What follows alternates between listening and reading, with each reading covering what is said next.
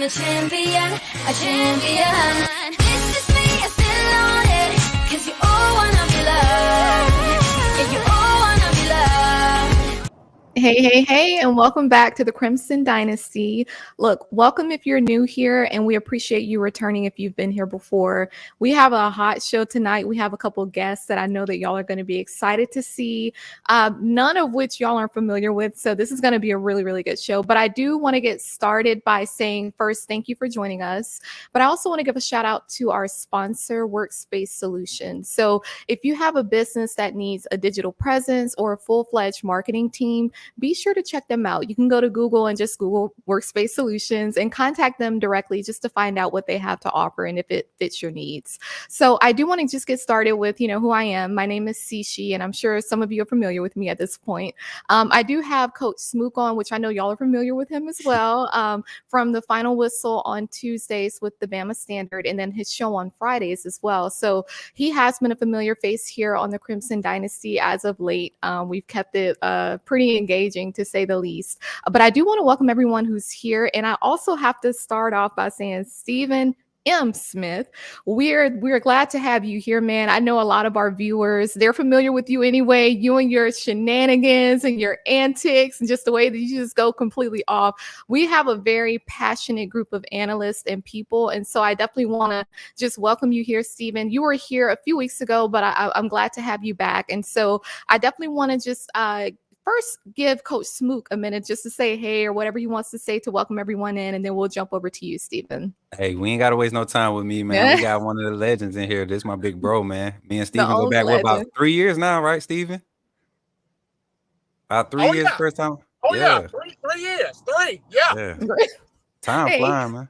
He like 3 and counting. Okay, so Stephen, we have a huge game this weekend. I mean, honestly, I think it's all on the line at this point, and we say that week after week. It doesn't matter if we're playing Texas or Ole Miss or whomever it is, Tennessee. Now, with this game this weekend against LSU, I want to know from your perspective, what are you expecting to see from Alabama, as far as the offensive side and the defensive side? I think that he's frozen up a little bit. As y'all can see, he's using Boost Mobile. Look, we ain't trying to throw any shade to Boost Mobile. But look, at Stephen, you're going to have to let Boost Mobile go. Look, man, I'm not on Boost, man. This Verizon be tripping, but I guess from my perspective here, this is a huge game from my perspective because we all know this. The LSU game, and Smook, you know this too, it's been huge for 3 reasons since Nick Saban got here in 2007. It's huge for SEC championship, it's huge for national championship, and it's huge for recruiting. And it's always been that way. I mean, the winner of this game goes to play for the SEC championship. The winner of this game typically has been able to go to a national championship, and then also, the winner of this game, recruiting has been monstrous. Nick Saban's been able to go to Louisiana to get whoever he wants to get. So this is a marquee matchup. We know the college football playoff, Boo Kerrigan and all them guys are going to be watching this. The blind Boo and his whole team going to be watching this. So I'm looking forward to Saturday's matchup. Yeah, I am too. Look, when you said Boo, it's so funny that you mentioned Boo Kerrigan. Look, we went off about Boo. I honestly don't want to go down that rabbit hole. We're going to talk about the playoff committee and the rankings, but I do want to, just get your perspective, Stephen, on what you've seen so far with Tommy Reese, and what do you expect to see, especially given the fact that Tommy Reese came from Notre Dame, and so did Brian Kelly on the LSU side. I think we've seen some growth from Tommy Reese. I understand he's come under fire at times from the Alabama fans about the lack of creativity and the play calling, but people have to also notice this is his first year under Nick Saban, right? So he's growing a lot with these kids. He's growing a lot with these athletes, including Jalen Milroe. And what we've seen week by week is Reese has been growing Milroe in the passing game. We saw before the bye week against Tennessee, he finally started to pull some stuff out of his bag there. So you kind of wondered, is Reese holding back? Has Reese been holding back? And you could say he has been from the standpoint of wanting to see how much can this team handle, wanting to see how much can this team grow and develop. But also, I think Reese has been building toward this game because he wanted to have Brian Kelly maybe take him to LSU with him, and Brian Kelly didn't do that. So I think that there's a little bit of resentment in Reese in the sense of you didn't take me with you. So because you didn't take me with you, I want to embarrass you. I want to embarrass you right here in Tuscaloosa, and I want to show you that I got the upper hand on you, learning from Coach Saban. So I think Reese has had this game circled on the calendar, and he has reserved some things, for this moment, and he's grown to have this moment to have his best game. I agree with you. And what do you think about that, Coach Smook? What are you expecting to see? I mean, just to piggyback off of what Stephen was saying with Tommy Reese, man, I've been one of the few that's been to have realistic expectations for this guy. Tommy Reese is younger than me, and I feel like I'm a pretty young dude. I may act old, but I feel like I'm a pretty young dude at the age of 33. And to be a offensive coordinator at the University of Alabama under the greatest coach of college football history, the greatest coach in college football history, and he still has that fire. It's not like you coming in with a senile coach that's, just there holding the spot. Coach Saban is involved with the whole inner makings of this what this program does from on field to off the field. So there was that pressure there, but just the total inexperience is one thing. I played the game of football for, organized for 8.5 years, and then I stepped off. And once I stopped, I figured I could go right into coaching. But once I got into the coaching aspect, I realized that everybody's not me. Everybody can't do the same things I did to get better at the position I played. My position only got better because of the positions around me that developed. So Tommy Reese is still learning how to incorporate those small intricacies in what it takes to be a coach, let alone an offensive coordinator, being in control of the play calling. Yes, it's not his offense or what he's designed, but he's in control of the play calling. And I think my biggest gripe about him was his placement and play calling. It wasn't necessarily the style of play calling. It was just the placement. Why are we running a jet sweep at the 10-yard line? Why are we at shotgun at the 1-yard line? Why are we, like those things early on in the season were things that with experienced offenses, you can gamble and make those chances. But like to Steven's point, it was a matter of trial and error coming through. And the fact that our defense has been so stone cold and consistent is one of those things where he was afforded that time and it worked out for his benefit. And you could see the growth because last game, the pre-snap motions and the play design, the double leaks to the side, one wheel, one to the flats, showing the same look, almost like a screen setup, but you're releasing guys. That's things we saw from Kiffin and Sarkisian. So that gave me more confidence going into this game, knowing that we had a bye week, and now you could coach these guys up because you have it on film ran correctly. Now Reese has a chance to really show us where he's growing at and how he's maturing under Coach Saban and the rest of the staff. Yeah, I agree. And that's a really good, I would say a really good synopsis of, Tommy Reese and, just kind of showing him a little grace with him coming in from Notre Dame, and like you said, coaching under Coach Saban, I would say the best, college football coach of all time. So I do understand that. And I know, that Cricket Wireless is really, really hurting Steven, and I really wish he would upgrade. I mean, it's Steven, if you can hear us, send us an SOS. And look, he probably may. Look, I'm here, but I actually wanted to go back to something that Smook said, but actually add something else in here. Another thing with Reese is, and people have to look at this. Sometimes it takes you as a coordinator kind of understanding why my plays are not working. Yeah. Sometimes you go back and you look at Bill O'Brien. Bill O'Brien, for more times than not, never really took into account, I'm running 5 verticals and it's not working. Okay, why is that not working? Mm-hmm.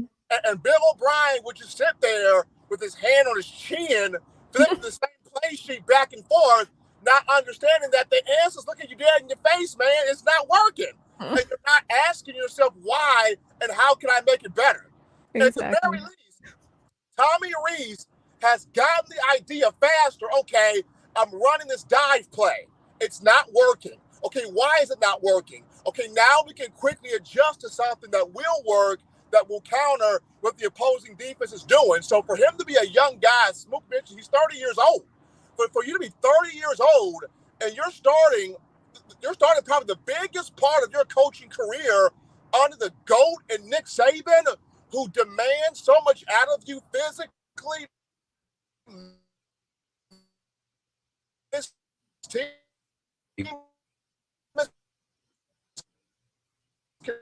You called it, sis.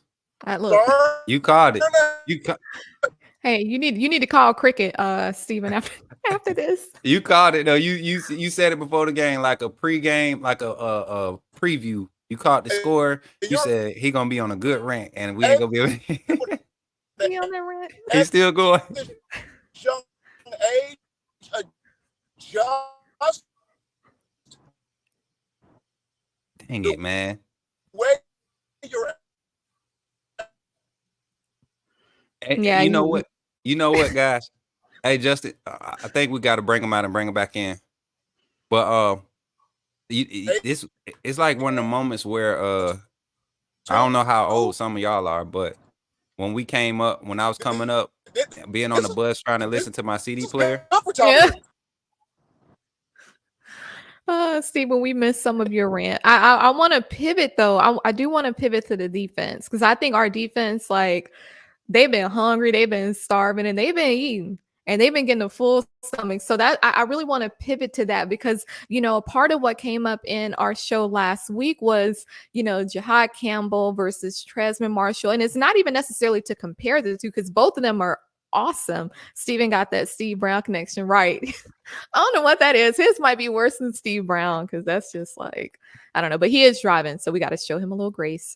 But for the deep, don't try blaming Verizon, Stephen M. They work in the deep woods of Geneva County. Hey, he ain't lying because that boy, I've never lost signal going. Man, let me tell you, I done been up in the country with Verizon. It's a lifesaver. Well, Steven, you got the viewers going in on you with your cricket. They like, don't blame Verizon. Look, man, I know I got to get rid of my phone at some point, but y'all people still gonna stay locked into this information. Y'all gonna still right. You gonna get this. Like, y'all gonna hear me. Look, I'm not letting technology beat me now. Okay. I refuse to let that happen, but all right, we hear you, Steven. I'm really excited. I'm really excited, man. I'm really excited, guys, for this game. Like I said, I think Tommy Reese has got some up his sleeve. I think Jalen Milroe is getting ready to have his game. But I want to throw this to you, Smook, because a lot of people have been talking about, who's going to spy, Jalen Milroe. But the question for a lot of people need to ask is, who's spying Jayden Daniels? And here's my thought to you, Smook. Do you just unleash Jihaad Campbell to do it? Do you unleash Jihaad Campbell to spy Jayden Daniels? Hey, if I know Kevin Steele and C'Chi, you've been watching Bama football your whole life too. You got to see Kevin Steele at Bama. You got to see Kevin Steele at Auburn. Like, if I know Kevin Steele is going to try to make this defense as simple as possible. Personnel wise, he gonna figure out his most conditioned personnel grouping, and he gonna figure out what can he do to simplify it to let guys play as fast as possible, because that is your only chance to really mess this offense up early. You have to disrupt them early and get them off of what they're used to doing so you can scheme different looks. And I want to give credit to I forget the name of the show, but I went and looked at their takes today on all the big games in college football. And the guy mentioned it, I mentioned it last week, but to hear other people say things that, little old me been saying on these platforms and you tweeting. Ain't real, Smoke, you ain't real. You ain't real, bro. Look, man, chill out, bro. Look, chill. Hey, Coach Smoot. You want to hold that thought really quickly? We have another one of our guests who are here. Yes. And I think that he'll be able to kind of elaborate a little bit more. So let's go ahead and bring in our other guest, Mike McCoy, which I'm sure a lot of you are familiar with. Look, he went hard. He had some big games against LSU. Mike, can you hear us okay? Or I think you might be having. There you go. There you go, brother. See. Hey, can you hear us okay? Yeah. Can y'all hear me? We can. Can you hear us? I am. What's going on? Hey, Please, please. hey, look. It's not right to bring you on without giving you the proper introduction. So let me just introduce you to those who may not know you, because we be having some Bama haters up in here, and it's cool because we welcome everybody.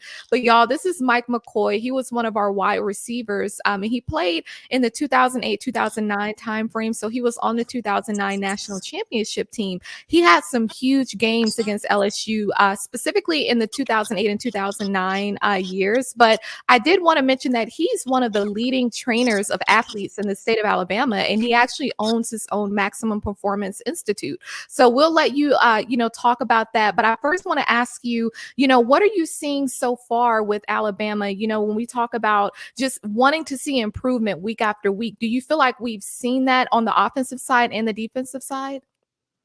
To be transparent, I was not a huge fan. Can y'all hear me fine? I'm Yeah.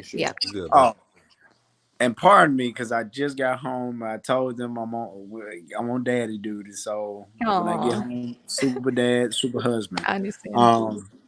But to answer your question, what from this season starting off, I thought we ain't cussing on here. Are we cussing on here? No, you can just be real, be you. Won't be me. We was up. I thought we was up Shit's Creek. Just be transparent. I still think the offense is unseasoned chicken. I don't feel like we maximize the weapons that we have. You have 5 or 6 Ferraris sitting on that sideline at the receiver position, and we don't run any double moves. We don't run anything specific for anybody. Defense has they played well the last 2 games, so I can say I'm pleased about that. But the offense, honestly, I can say, man, I had to apologize to Bill O'Brien because I thought it was him last year. It looked the same, if you ask me. But I honestly think if you ask me about Milroe, man, I think he's the future of Vince Young. That's just my opinion. A lot of people don't like it. I think he's only going to get better with time. Okay. And I respect that. And I think honestly, I like that raw and real feedback, and because we all feel a certain type of way, we see different things. And I think coming from your perspective, especially considering when you were playing at Alabama, because we took the word dominant to a whole different level, and so as a wide receiver at Alabama, especially the games that you had against LSU, how do you feel about, our game this weekend? I mean, Brian Kelly, he's not new to this. He may be, still a little new at LSU, but what do you think as far as us going into this game? What's the best plan of attack in a sense from both sides of the ball? Sorry, I forget where I'm at. Just to be trained. All I can do is be my authentic self. I know it, big bro. So to be transparent as possible, it's gonna be a shootout. I think it's gonna be a shootout. I don't know if we can match up with their offense. I don't know if we have enough firepower to stop them because I think we're inconsistent a few times. I don't think we applied enough pressure, but Daniels was good last year. He's better this year.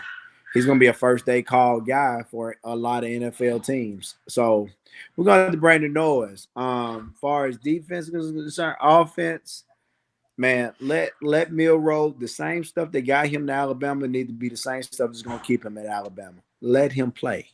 Take him off the leash, man. Take him off the leash. Yeah. I agree. How do you feel about, like for instance, Jermaine Burton? He's probably one of our best, receivers out there. What do you like about what you're seeing from him? And who do you feel like maybe not necessarily needs to step up? Because at this point, it almost seems like it's not necessarily on the player, but maybe on Tommy Reese and who he's putting out there.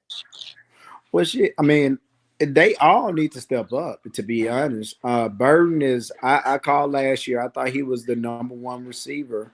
But any weekend, you can have a number 1 receiver out of that receiver room. We have nobody is just taking over the bully spot and say, hey, it's mine. I'm finna put my stamp of approval on it.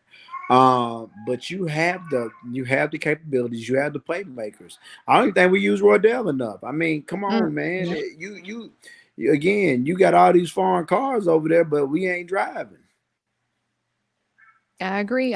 You can't just let, your Rolls Royce and your Ferraris and Lambos just sit in the driveway like that. So then, Coach Smoot, what do you have any, questions or anything you want to ask Mike?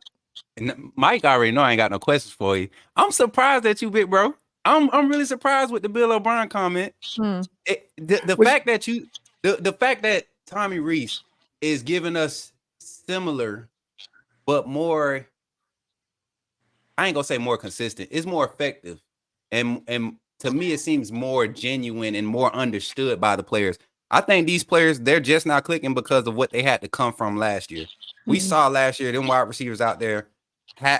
We thought they was running half speed because they don't want to be there. They running half speed because they don't understand the concept of the offense. You're trying to have 17, 18, 19-year-old kids run an NFL style offense with a quarterback who's capable of making adjustments and setting things up.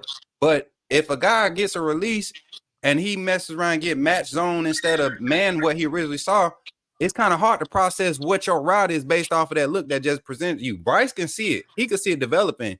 You 4 or 5 into your first phase, and then when you come out your first phase, you see a different look. It's hard to adjust when you don't have the reps. So I could see why this offense has started off slow and just now starting to show different signs and different, they've shown glimpses all season. But to me, if you're saying Tommy Reese is not doing no better, well, if he's doing just the same or whatever as Bill O'Brien, that's a positive thing for me. The kid's 31. You know what I'm saying? You could have coached Tommy Reese type stuff. You get what I'm saying? So it's like you. Let me ask you this: you play, we all play football. It's not rocket science. I think we complicate something that's simple. Yep, that's what was messing them up early. Yeah, and I think how hard is it for it to understand this? Man run, zone sit. I can explain that to my son. And if you shouldn't be at Alabama if you can't understand that. If you can't understand that. If you can't understand it. So are we watching enough film? Coach Saban runs one of the most complex defenses known to man. If you can understand that, you can that's why I'm just saying, like, I don't have, these boys have what I call the God complex. Most of these boys came from nothing, and now they on TV. Agents talking about NIL money. Everybody, you're chasing the bag instead of the NFL. So now you're watching how many minutes, how many steps you're running in practice. Now you're watching minutes on, man, shoot, I can't bang up. I can't play full speed. I can't work out, man. I got to take some days off. The hunger is no longer there. So I'm not. You still feel that way? I'm sorry. Go ahead and ask the question. What did you going to say? You still feel that way? Because I feel like that attitude kind of left after the Arkansas game. I feel like that's when it kind of clicked that things really got to turn or we're going to lose it. And we saw a team that really missed opportunities early in the Tennessee game like they did against Texas. But we saw a change. We saw adjustments made from the coaching staff, especially on the defensive side. We saw that score on the first drive of a defensive end / outside linebacker covering the slot. Your fastest slot receiver. That we didn't see that happen no more that game. Offensively, once we got the pre-snap motion going in the third drive of the second quarter, it was like our offense was unstoppable from then. So I like the adjustment phase. But do you think that attitude that we were seeing early on is still there, based off of what you saw Arkansas, Tennessee going into the bye week? I think they're coming into their own identity, understanding that, hey man, we could really win this thing. Yeah. But far as the antics and thinking the God complex, that's definitely that ain't going nowhere. That's in football now, anyways. Yeah. When you got your quarterback painting this, not just at Alabama, when you got your number one quarterback painting his fingernails, man, this boy trying to be a rock star, man. Times have changed, bro. Well, times have changed, man. I'm not dealing with these weirdos, man. Well, I don't know. I agree. I feel like the game has changed, but I don't know. I feel like the hunger is there. I think it had to be put into it. I see where Mike coming from, because I still see players who are getting a lot of shine like Kool-Aid. And we talked about this a couple weeks ago with DQ, Daquan Menzie. He was in the chat with Kool-Aid's, just his demeanor, his body language in certain parts of the game where you talking about this guy's a projected number one corner, but if he misses a play or he gets beat, I'm seeing shrug shoulders or even on punt returns, his lack of attentiveness to that phase of the game to understand that if I could do this at a consistent level, it provides me the value that I think I have. Like, that's the type of hunger I'm used to seeing from guys. You remember when Cyrus Jones struggled with punt returns early when Coach Saban had him back there? He had bad, but once he had one good one and he saw what it took to continue to be, Cyrus Jones became the threat. That became part of our team that year. Cyrus Jones in the punt return game. And guys, gotta jump back in here. First and foremost, I'm finally parked now. So we good to roll here. Whatever.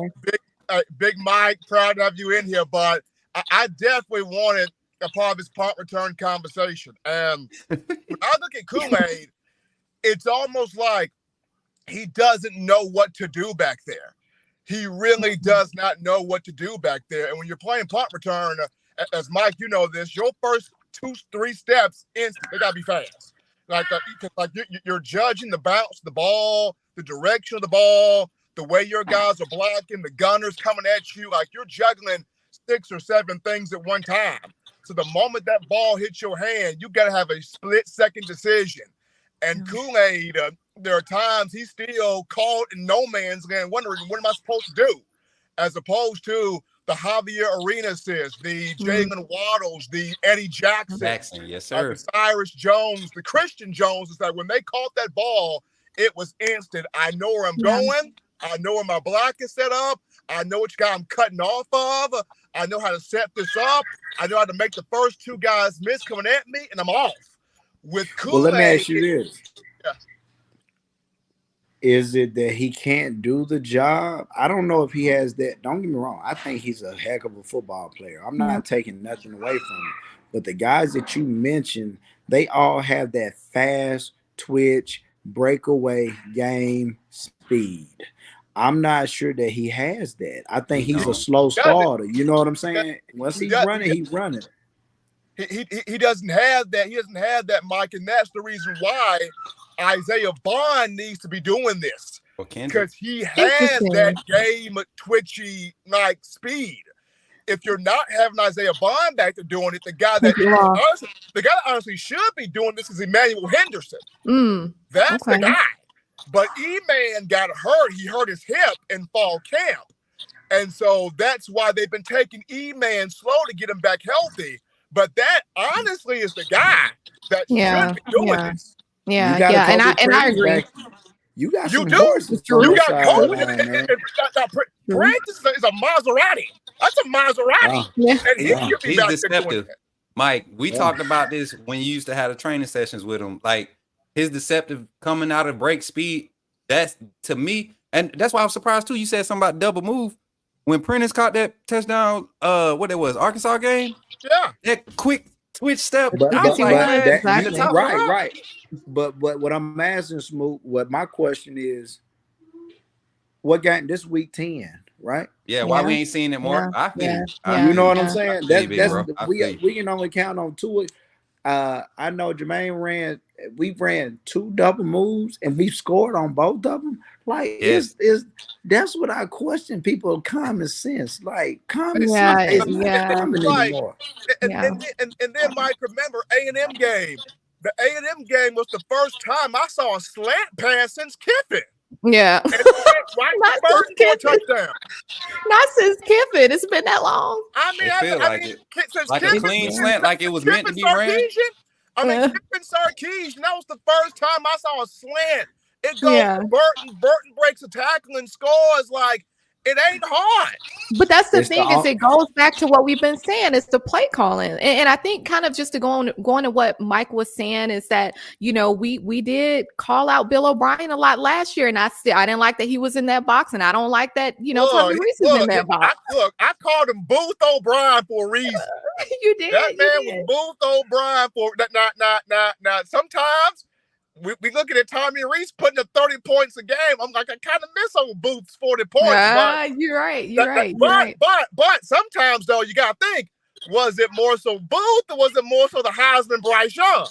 So, That's what I'm realizing is that I think Bryce and his ability that's rare. That's just what it is. It's rare, and I think that hid a lot of the issues on the offenses. But honestly, Booth O'Brien, he better be glad we had Bryce because we would have looked horrendous last year, in my opinion. But I do want to know, and this is for all of you actually. So two different things. So we know that, Tommy Reese coached under Brian Kelly. One question, what level of impact could that possibly have? But then another guy who's actually the star running back for LSU, Logan Diggs, he played for Notre Dame just last year and he transferred to LSU. So I'm just curious what that almost like some familiarity there. Do you think that Tommy Reese can rise up to the occasion and really put his foot on their backs, or what do you think is going to happen? Well, Tommy's gonna have to have the game of his life to this point, calling it. Just due to, this was your former employer. He could have taken you to MSU with him. He chose not to. So that's definitely got to burn you up there. But then at the same time, for Tommy, I got to call a game that's not only going to have Milroe at his best, but to have just show enough balance. I'm keeping Jayden Daniels behind on the sideline as much as possible. Yeah. I'm limiting this game for Jayden Daniels as much as possible. Because as Mike mentioned, this guy is going to be a first-round pick quarterback. He's already in the Heisman conversation right now. Mm-hmm. I got to keep that guy on the sideline cussing as much as possible because he ain't on the field. And the best way to do that is I might not be able to score on every long drive I have, but take clock and take as much clock as you can. Score fast when you can, but when it's time to have those 10, 12 play drives that drive the mess out of a defense, have those. Yeah. Exactly. I love that answer. Mike, what do you think? And you're muted. Oh, so my whole thing is he didn't take him for a reason. There's got to be a reason. It's like the pretty girl. If she's single, there's a reason. So it's you comparing Tommy Reese to a pretty girl. Well, using an analogy, I'm good with analogy. Whatever. I'm just questioning, why did Kelly not take you with him and he was going to the SEC? What was he leaving behind? And why is his offense number one in the country? So did he know something that we don't? That's what I'm just playing devil's advocate. I know it. I'm just playing devil's advocate. I'm just asking questions. We only scoring 30. You got a quarterback who is going to. He's the prototype of what the NFL is going to, because the running back is becoming obsolete. I got a quarterback that can run like a Derrick Henry and throw like Mike Vick. You know what I'm saying? Yeah. We can run RPO through him. So why are we not maximizing it? Yeah, and that's a good point. And like you said, what did Brian Kelly not see? What did he see? So that's a good. And I think looking at where we're at right now, we're kind of expressing some of the same concerns that we did early into the season. That's a valid question. I'm gonna tell you what Brian Kelly didn't see. Wait, what was that? He didn't see Tommy Reese have a chance to call plays. Tommy Reese has never called plays under Brian Kelly. Tommy Reese was a grad assistant under under Brian Kelly. Then he got put into a quarterback coach role where he was a secondary passing game coordinator. So it's not like he had any coaching experience under Kelly. Maybe a lot of stuff that he was studying, film work, teaching, helping build game plans and doing that type of work, that's what he's familiar with. But as far as him being a play caller, nobody in the nation knows who Tommy Reese is as a play caller. Even us as Notre Dame fans didn't even know. That's why they were frustrated with him. His first year calling plays was last year.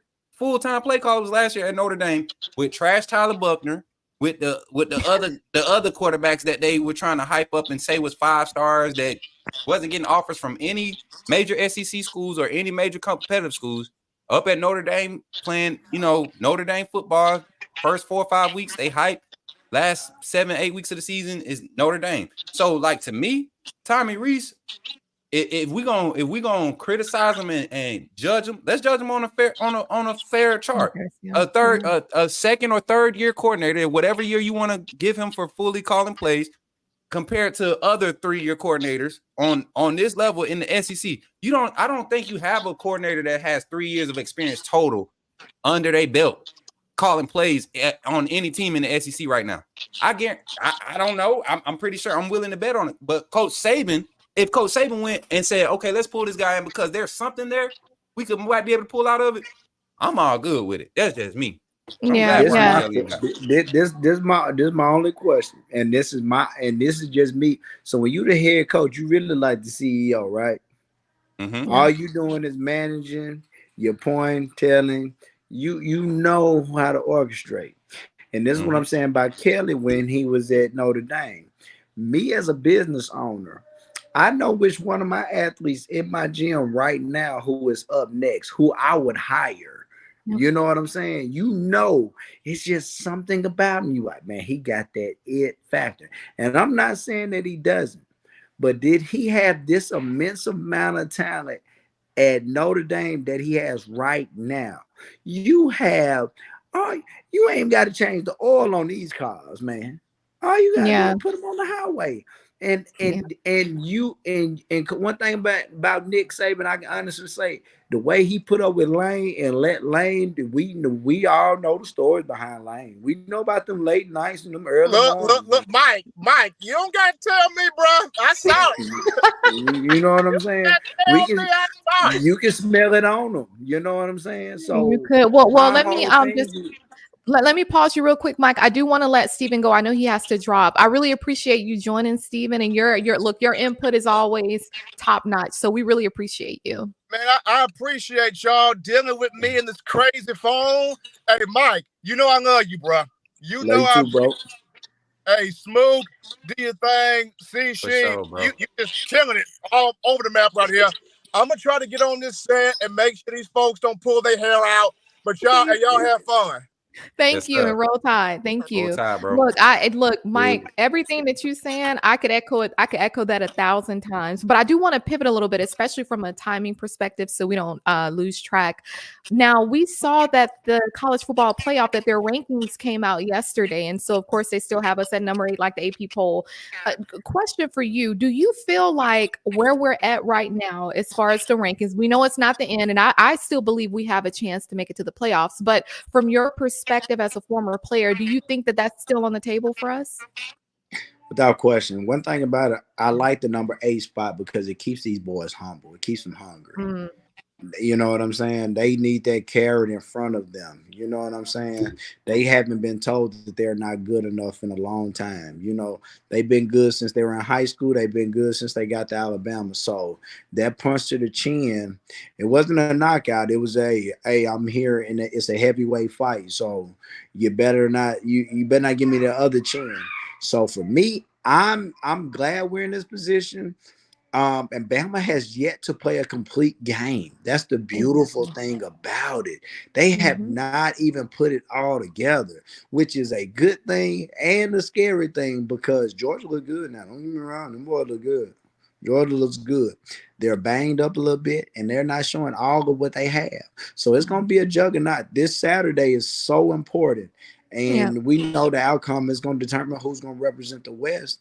But we got to come to play. We got to bring the noise. And once we do that, it's going to be a gladiator. But I definitely think we belong in those playoffs. And if anybody else thinks otherwise, you a hater.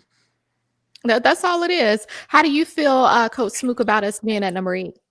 I like it. Like, Mike, I didn't want us to be number 5, number 6, because then that's that pressure of, we there and we just waiting for somebody to lose. Nah, I like the fact that it still says we got to win out.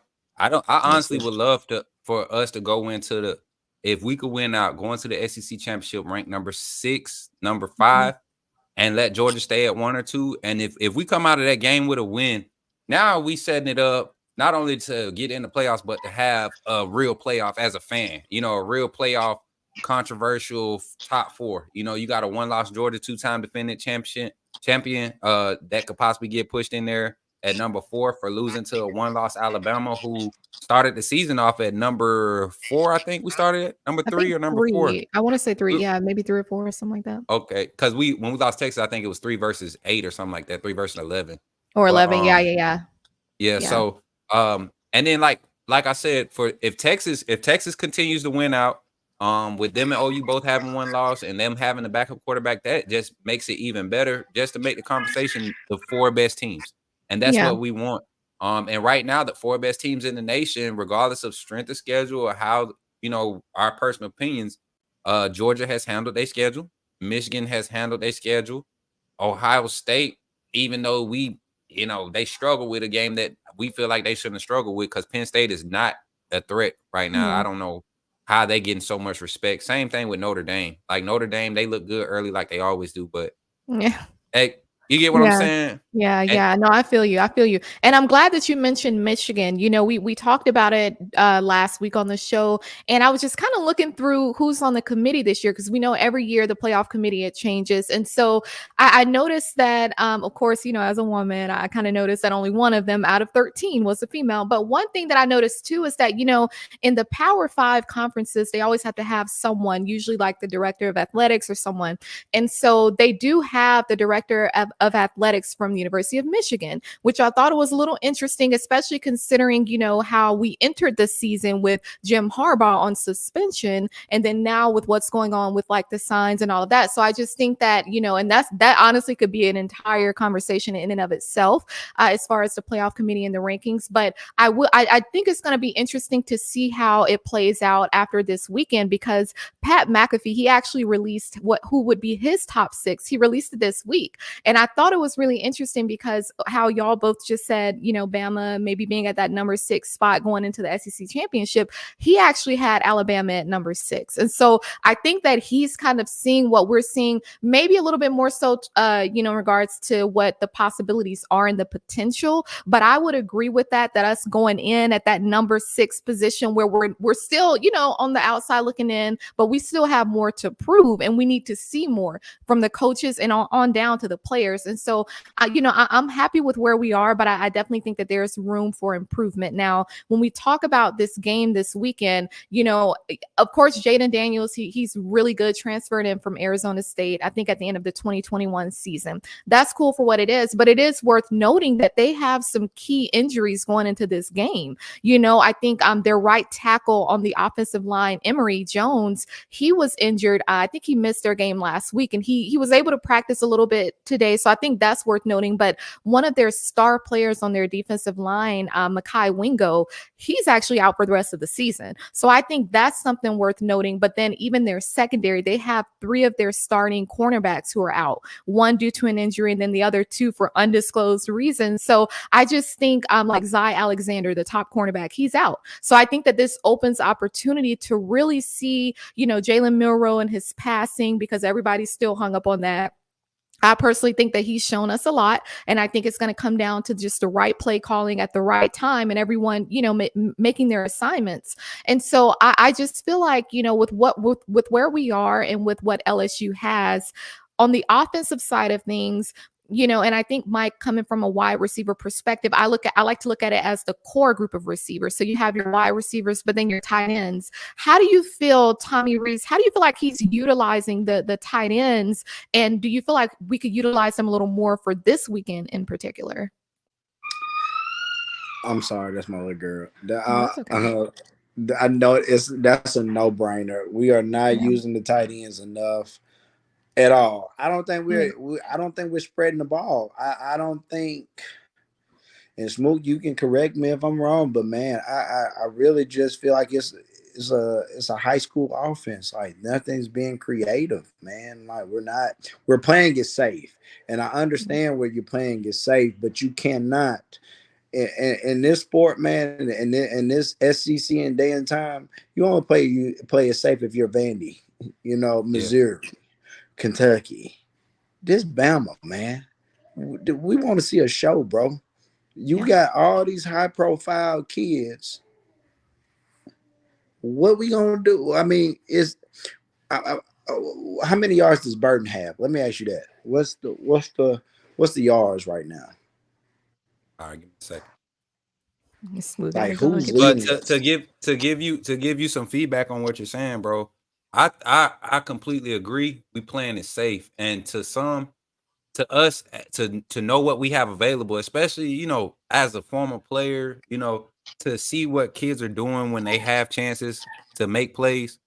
Why aren't we trying that more often? Because a lot of times when we give those wide receivers and tight ends opportunity to make plays, Amari Neblack, CJ Dupree to be Mhm. like exact, both of those guys, all of their catches come off of like they're big catches. Every single reception, Neblack. I don't think Neblack has made one routine 5-yard catch, and that was like on a 3rd and 19 Yeah. or something. And Milroe checked it down to him against Arkansas. But every catch Neblack has made this season, I think like 87% of them is either for a first down or 15+ yard gain. His Exactly. average yards per catch right now is like 14.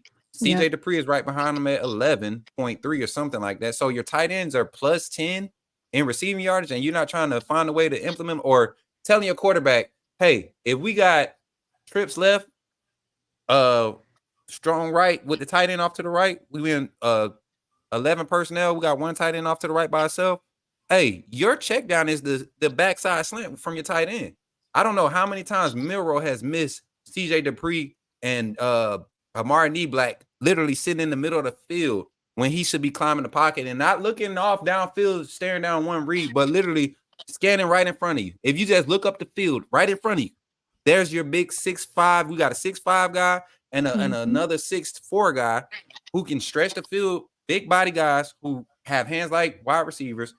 I mean, they could block for you if you decide to run and finally take off, you know. So those small things, I could definitely agree with you. And I think if we don't see it after this week, guys, I mean, we've had a bye week. We've had a week of where Jalen Milroe is and everybody in that locker room is saying we're going to study film. We had the mental break and all this stuff.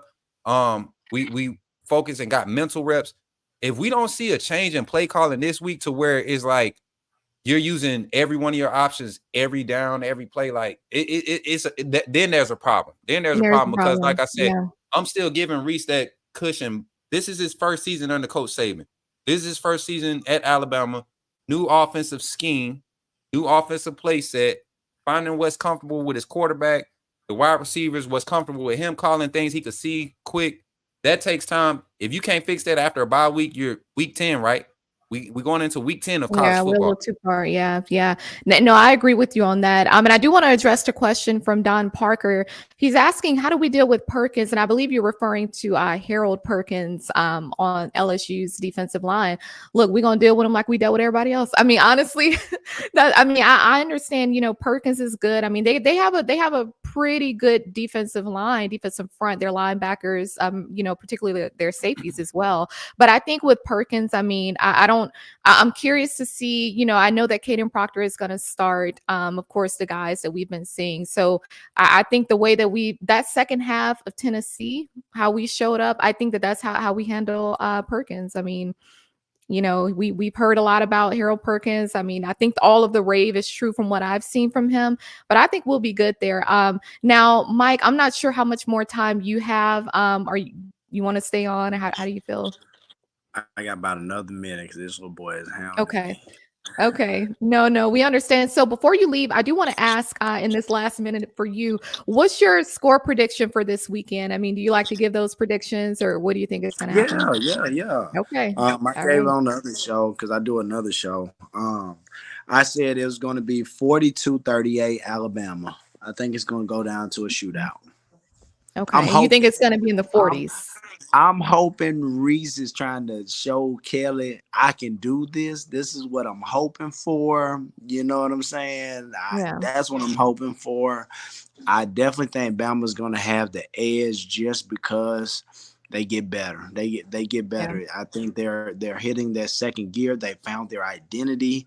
They're finally allowing the leaders to lead. I don't think Coach Saban has to. You know, you have a championship team when you got your hardest workers are your best players. And I think that's what's starting to come into fruition right now with this offense and this defense. I would still like to see a lot more pressure from the D-line aspect, a little bit more pressure on the QBs. I mean, knock somebody nose off. I feel like we two-hand touching out there, man. Yeah. And I just hope that they utilize these weapons and use the tight end. I'm just looking for a creative edge, and I'm thinking it's going to come out this game because we have a lot at stake. So that's my prediction. Well, y'all heard it from Mike. Look, Mike, where can the viewers find you? Are you on social media? Yeah, I'm on social media. Mike McCoy 80 at that's my IG. Mike McCoy on Facebook. If you want to follow my company, it's Maximum Performance Institute. I got a website. Anybody know me? I'm him when it comes to the weight room. Just throw it out there. Just got a lot of high know. profile athletes. Hey, side note, Alabama Smook, you need to go check out. I got a running back right now at Helena High School. His name is Jordan Washington. Mm-hmm. Dog. Bama ain't even on him, man. They ain't even on him. He a superstar, man. I mean, the boys, he coming down. He's about 6'1.5". He's 215. He ran 21.7 on the GPS machine. Jesus man. Christ. At 6'1", 215, man. Dog. What grade is? He's a senior. He has a couple of offers, man, but he is that hidden gem. He Mike, runs like a. Go ahead. I'm gonna send you this clip of this wide receiver out of Westlake. I think, and his dad, me and him tight. I'm gonna send him your way, man. It's a few things you touch up on. I guarantee you gonna come back and be like, Smoot, if we don't get this boy. Yeah, Bama had Bama had the chance to get the Ross kid, man. The kid out of West State, the Jordan Ross, the 5-star. Yeah, they had the chance to get him, man. I'm like, I don't know what's going on. From what I'm hearing, is not clicking right now with them wide receiver recruits. I don't know what's happening, but we missing out on a lot of offensive guys this cycle. Yeah. Well, Mike, it's been great having you on. We really appreciate you, and you got to come back. We got to have you back. Just let me know. Just give me a heads up. I'm luckily my girls basketball team went to a church event tonight. Normally I have team, so I came home early but just tell Justin they got my information, man. Just give me a heads up. As long as I have enough heads up, either I can or I can't, but I'm pretty easy and laid back. Awesome. Well, thank you so much, and roll tide, and you have a good night. Roll tide. Peace out. Y'all have a good one. Awesome.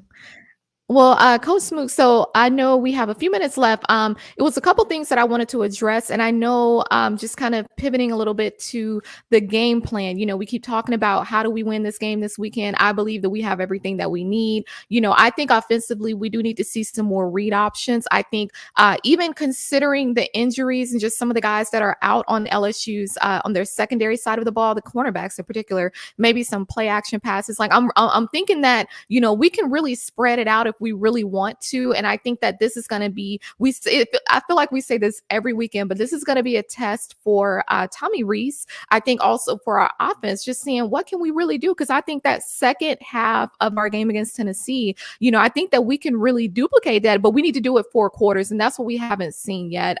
You know, even thinking about our defense, you know, we have to be applying pressure the entire night. I don't care if it's, you know, cover 1, whatever it is, cover 3, zone blitz, like whatever we do, I think that we need to do that all 4 quarters. Tyler Booker said it himself a couple weeks ago when he talked with Paul Feinbaum. He said, you know, we've yet to play a full 60 minutes. And I agree with him. So I think that everything, you know, I think it's going to work out for us. But when we talk about these rankings, you know, you mentioned Texas earlier, and if we look into some of the key matchups, you know, this weekend that I think can actually, you know, push Alabama forward, you know, get us ranked a little higher. We have Kansas State playing at Texas this weekend. Now, Kansas State has only lost 2 games.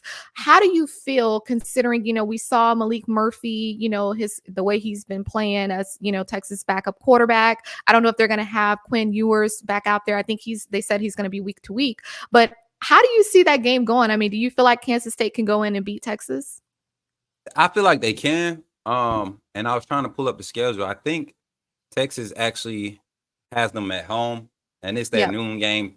Texas gets up for those noon games. They usually start slow. Kansas State is a solid team. They're tricky. I just don't see them having enough to stop that wide receiver core at Texas. And Malik Murphy is not a bad quarterback. He's just inexperienced. I see a more confident Jalen Milroe when it comes to Malik Murphy with how confident he is with using the arm. He lets the ball go. He's decisive about when he wants to take off. So I like Malik Murphy and that Texas team to kind of handle business. They may not blow this team out because you're going to see the miscues and the lack of experience early on from Malik, but Steve Sarkisian is the best offensive coordinator, and we give Lane Kiffin a lot of credit for what he does, but Steve Sarkisian, he schemes on a different level. Yeah, he's and when he's in sole control of just offense, which what I believe is happening with Malik Murphy because of the lack of experience.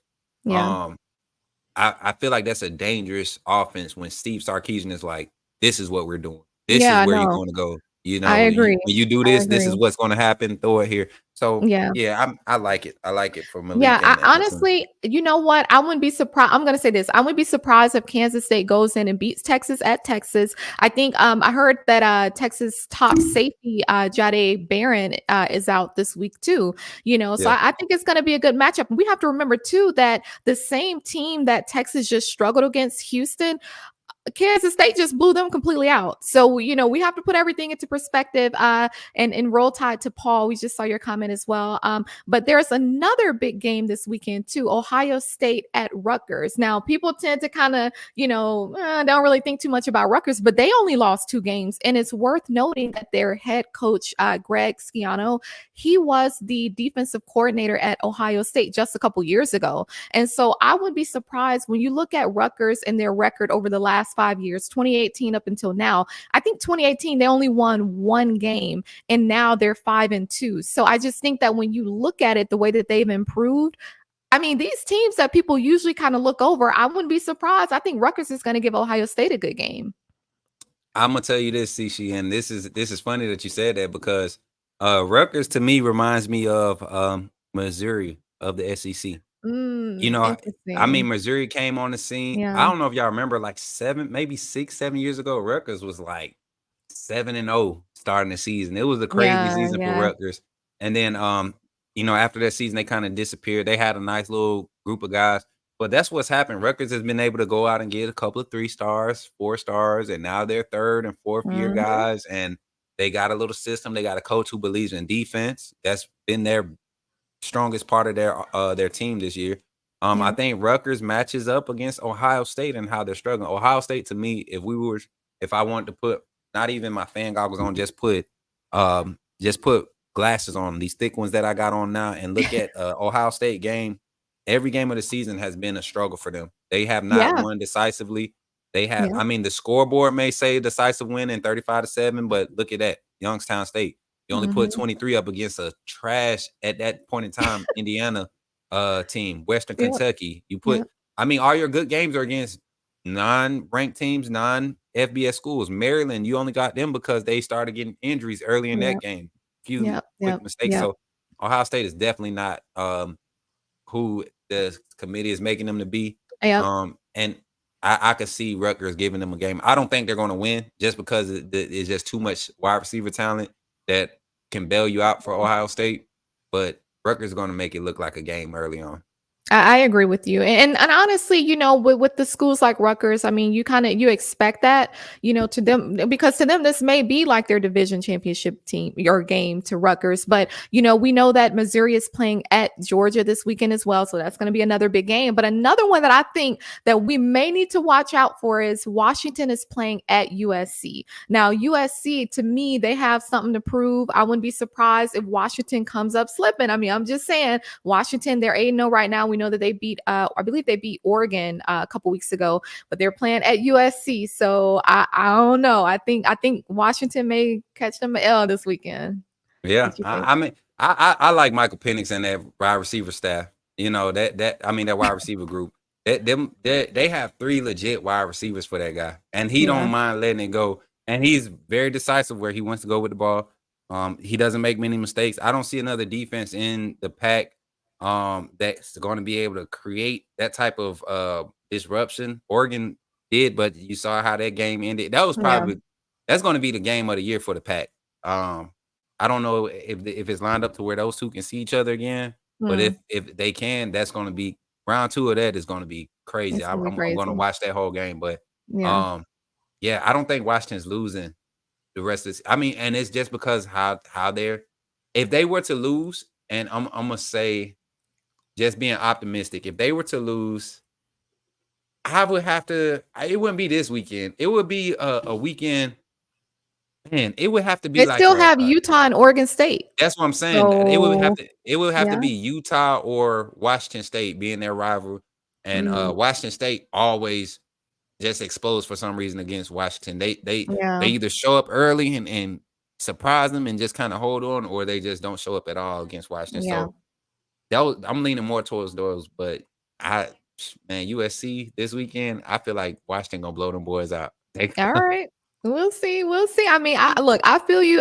Either way, they just need to make some room for Alabama in that top 6. So however that needs to happen, I'm cool with it. Look, as we get to the end of this show and we get ready to close out, I do want to mention that, as some of you have seen, we do have a new show actually that started airing recently. It's Teague's Take, and it's hosted by JT and George Teague. So that show will actually be airing shortly after this tonight on the Bama Standards YouTube show or network, and it's airing at 8:15 Central, 9:15 Eastern time. So don't go anywhere. Look, if you're hungry, get you a snack or something, because that's going to be a good show. They aired last week and had really good turnout, really good takes. So but they also have a special guest that's joining. So he's a former Alabama offensive lineman in 1999 SEC champion. His name is Griff Redmill. Some of you may remember him. So it'll be a hot show tonight. I really hope that you all enjoyed this show. Look, if you're looking for us on social media, Coach Smook, how can they find you? They probably already did, but at Coach Smook on everything. That's every platform, everything. Everything. But at Coach Smook on every platform. Big things popping for real, man. Thanks to you all and the exposure that you guys, the interaction that you're providing on Twitter, Facebook. Those are the primary platforms. And also here, I've seen a few of you all come over to the kick.com side and check me out when I'm live streaming. I haven't been doing a lot of live gaming because of this content. College football season is my favorite time of the year, so I focus on that. But don't forget, like C'Chi said, show some love to Coach Teague, man. I've been able to develop a relationship with Coach Teague. He's a down-to-earth person. I mean, it's crazy the type of people I've run into being a diehard Alabama fan my whole life, and to see some of these names on TV, and now I get on the screen and I'm in some of the group messages and stuff. It's an experience, and it's a humbling experience, and I'm grateful for it. But yeah, check out Coach Teague. I learned a lot from watching those film sessions. I get a different perspective of how to read things. And then don't forget Friday, y'all. It's crazy. You mean lining up? Look. Hey, before I give my social media though, I do want to ask you, what's your score prediction for this weekend? Mike is all the way in the 40s. I don't know if I mean, I said 40 yesterday because I see 2 defensive scores. That's why I said 40. Okay. I don't think we're giving our defense enough credit, and I don't think we're really looking at how much this LSU offensive line depends on Jayden Daniels to create plays. Exactly. Everybody was giving Bryce Young and his offense the same hype up until we lost against Tennessee. Everybody, with all the struggles and all the inconsistencies, for some reason the media was just talking about this prolific Alabama offense. They're averaging this, they're averaging that. Bryce Young is just as great. I mean, we have great receivers. We had great receivers last year, like Jayden has now. I think it's just as simple as your play caller. Your play caller is setting him up to let him do what he does best, and that's create. You call plays that put him in positions to create, not you call the play and then because nothing's working, you start creating. They're putting them in positions to create. And Kevin Steele is a master at disrupting creativity. So my score prediction was more so of the lines of a 42-21, 42-24 Alabama, because of the turnovers and because of just causing disruption early. I think our front really dominates defensively, and on the offensive side, our offensive line looks like 2012, 2015, 20 what year that was, 2018 Bama offensive lines. I mean, just those loaded offensive lines. I feel like our offensive line has a chance to do that this week, and being able to establish the run game early and be effective with it is going to create that separation for us and help us keep the ball away from that LSU offense. Yeah, I feel you. I'm looking at more of like a 38 for Alabama. I don't know if I could see us breaking 40, just because I do believe that LSU is one of those teams that they can play a full 4 quarters, you know, and so I think maybe 38 for Alabama. The most I could see LSU, you know, scoring maybe around that 27-ish. I don't see us allowing them to score too many points, because my thing is that if we can stop Jayden Daniels, we stop LSU. We know Jayden Daniels, actually, he has the second most amount of rushing yards, you know, right behind Logan Diggs. So my thing is, if you can stop Jayden Daniels, apply a lot of pressure up front. I mean, to me, we need to have a spy. I mean, I would put Jihaad Campbell out there as spy. I mean, you know what I'm saying? Let me tell you, I'm glad you saying it. We didn't talk about this before we game on live. My exact points about Jayden Daniels and this, everybody, Chris James tried to make a point yesterday. LSU's rushing offense is this, and before I could make the factual point instead of, you know, what is everybody else is trying to feed everybody, the facts is Jayden Daniels, a lot of his rush attempts are not designed run plays. A lot of his big run plays are creativity. Yep. They thrive off of what he can do. Literally, what he can do. If you could take one phase of his game away, you cut off half of that offense. And you're trying to tell me that Kevin Steele, with the amount of talent that he has at his disposal, the inside linebacker play that he's getting from Jihaad Campbell, Deontay Lawson, Kendra Blackshire, Trez Marshall, I mean, you have options that if it don't work this drive, let me try this guy. If it don't work this drive, let me try. If they push the ball, I don't see LSU they might get one drive where it looks like they got the answers. That happens that's the nature of the game when you're facing a high profile offense. But you got a guy like Kevin Steele that says, okay, this is where my weakness was. I got a guy that can actually go and do that. Rotate. And they go out there and it's not foreign to them because they're getting the reps. They already got the experience. Like, this is a different style of Bama defense, a different mentality defense, a different mentality of a team coming into this LSU game. I don't think I really think we're discrediting what we have at our disposal. And it's going to show Saturday. I really do. Yep. 38-27. If, you know, we come out with a slow start, 38-21. If we can really stop Jayden Daniels, Alabama win. So follow me on Instagram at beauty_of_intelligence. That's where you can find me at. Look, Roll Tide Roll. We're going to have a good post-game show as well after the game. So be sure to join us and be sure to come back next Wednesday because we're going to have another hot show. So Roll Tide and y'all be blessed. Roll Tide, baby.